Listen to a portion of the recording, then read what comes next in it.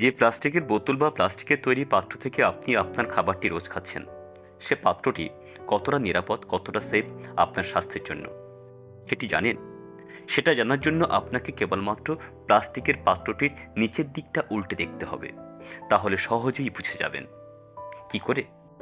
কন্টেনারের নিচে দেখবেন এই চিহ্নযুক্ত একটি ছবি রয়েছে। তার মধ্যে 1 থেকে 7 পর্যন্ত নাম্বার লেখা আছে। যেমন 1 PET, 2 HDPE, 3 PVC, 4 LDPE, 5 PP, 6 PS, 7 আদার, এইভাবে লেখা আছে।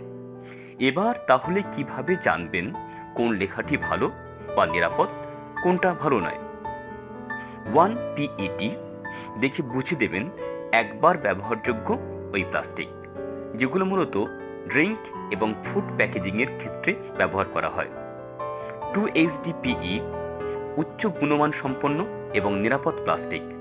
3 PVC নিম্ন গুণমান সম্পন্ন, খাবারের সাথে ক্ষতিকর কেমিক্যাল মিশে যেতে পারে। 4 LDPE মধ্যমানের প্লাস্টিক, নরম ও নমনীয় হয়, পিভিসির থেকে অপেক্ষাকৃত নিরাপদ। 5 PP খাবার রাখার ক্ষেত্রে নিম্নগুণ সম্পন্ন। ডিসপোজেবল প্লাস্টিক, কাপ, ফোম প্যাকেজিংয়ের ক্ষেত্রে ব্যবহার করা হয় 5 PP। 7 আদার মূলত সানগ্লাস, পুরানো বাচ্চাদের বোতল, কিছু পুনঃব্যবহারযোগ্য বোতল, এগুলোর ক্ষেত্রে 7 আদার বা মিক্স প্লাস্টিক ব্যবহার করা হয়।